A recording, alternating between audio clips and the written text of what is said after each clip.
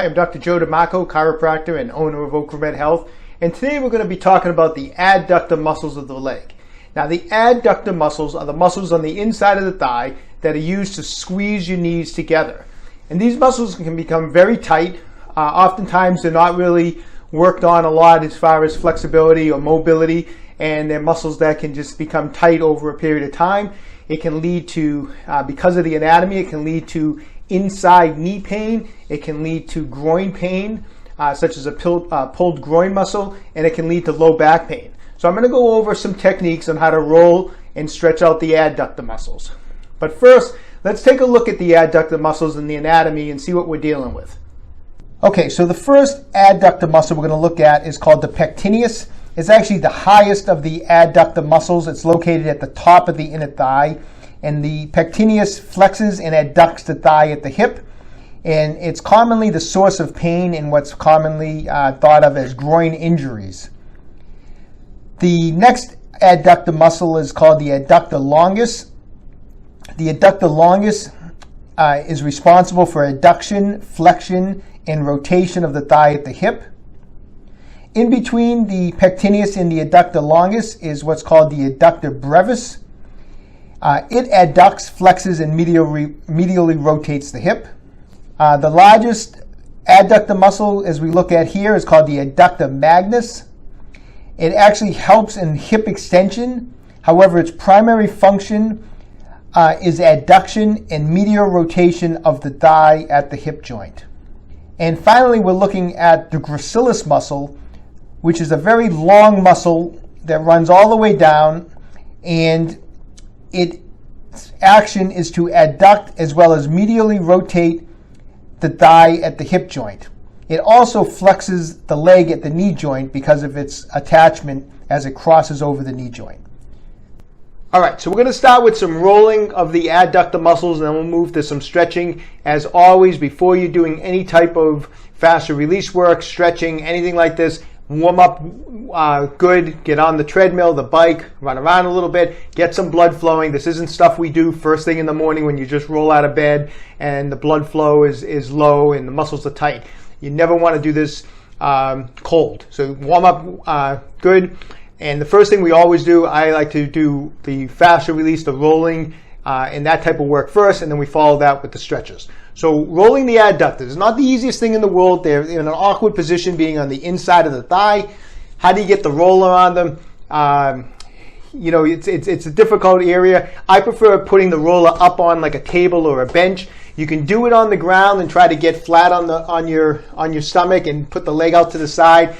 It's just an awkward position. What I'd rather do is take a roller, get it up on a table like this, and I'll keep my knee bent, and I'll get the inside of my thigh on top of the roller, kind of staying down. Of course, adjust the height to how tall you are, how flexible you are, but basically get down onto the roller with the inner thigh and just start rolling back and forth on the roller on the table, starting from the knee, making short strokes, going all the way eventually towards as far into the inner thigh as you can possibly get it.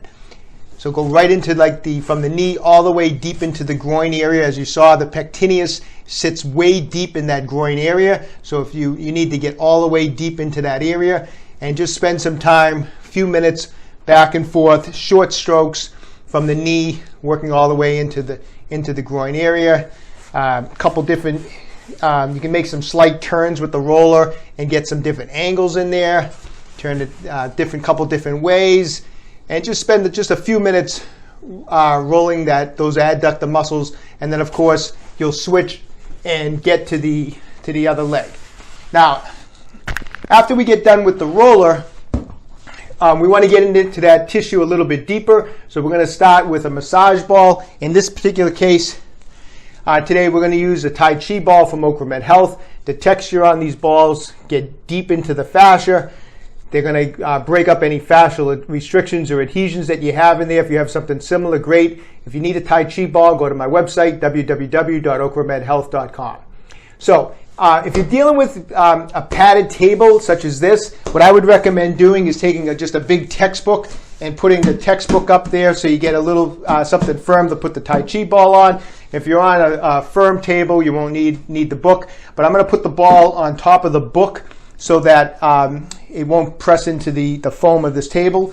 And once again, I'm going to get the leg, the inner thigh. I'm going to start from more on the inner part of the knee, down near the knee, and I'm going to roll. I'm going to find some knots in there, and I'm just going to roll that around in all sorts of different directions, forwards and backwards, side to side, and then I'm going to bring the ball a little bit deeper into my adductor muscles, and once again, I'm just going to kind of knead that Tai Chi ball in all different directions along my adductor muscles.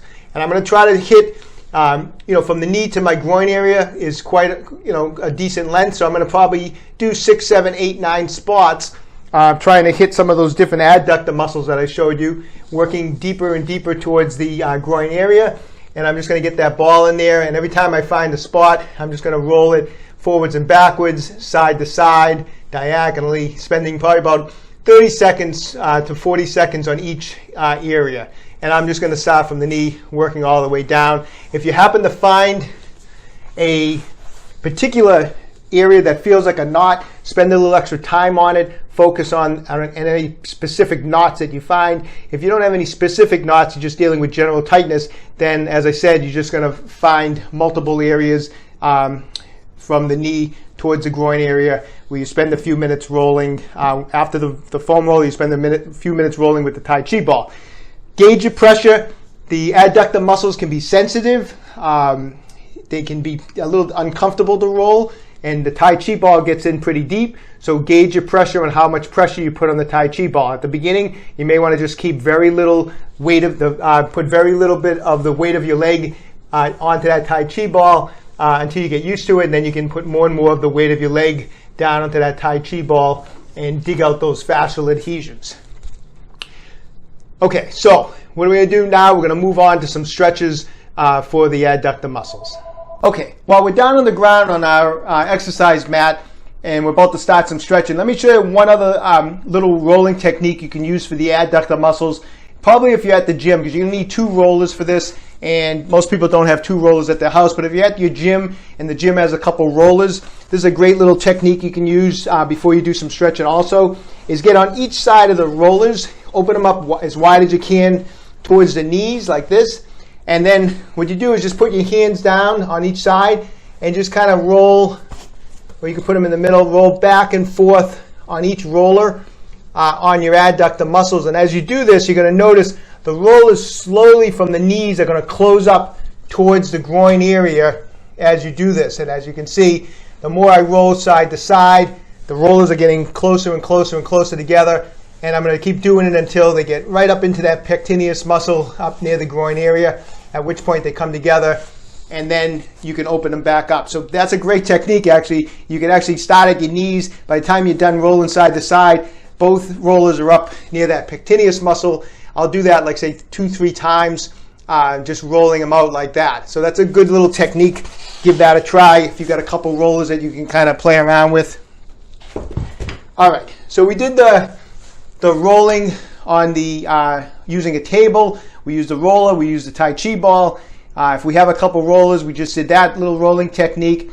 Now we're going to move on to some actual stretches. Great stretch for the adductor muscles is just be in this position, knees bent, and get up on the knees like this. Put your hands down on the ground and let your knees slide out as far as they're going to go. And like I said, just go to your flexibility. And then from this position, I'll kind of lean my hips back a little bit, and I'll hold that for a few seconds, 30 count or so. Then I'll kind of lean forward a little bit and hit a little different angle. Once again, just letting my hips slide down towards the mat as deep it'll go. I'll hold that for about 30. You can even lean forward a little bit and give that another 30 count or so. Then I would kind of come back up, give your adductors a second, a little rest, and then just start that again. I would slide all the way down as far as you can, slide back into your hips this way, hold for about 30, go right over, hold that for about 30, and then even come forward with the knees open and hold that.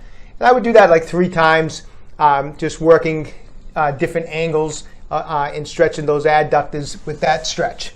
Next, we'll do a traditional, like kind of what we call a butterfly stretch, we're going to just pull both heels in towards the groin area. And what I'm going to do is I'm going to hold my ankles and I'm going to use my elbows to press down on my knees and stretch my adductors. I'm going to try to sit up as straight as I can. I don't want to be hunched forward. I'm going to sit up as straight as I can. I'm going to use my hands to pull my torso forward, and then I'm going to use my elbows to press my knees down. So by pulling forward and then pressing my knees down with my elbows, I'm going to get a great stretch on my adductor muscles. I'm going to do that 3 times. I'm going to hold each stretch for about 30 seconds. And then finally, the last stretch we're going to do is we're going to do a traditional hurdler stretch where we're going to bring one leg out like this.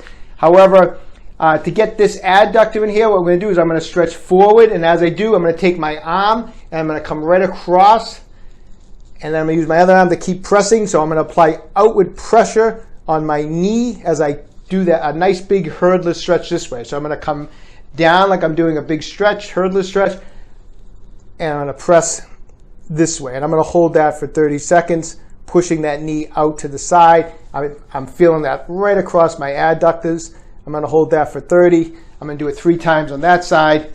I'm going to make another big stretch this way. And once again, as I'm coming down further and further, I come across with the arm. I'm going to push that knee out of the way, use my other arm to help that.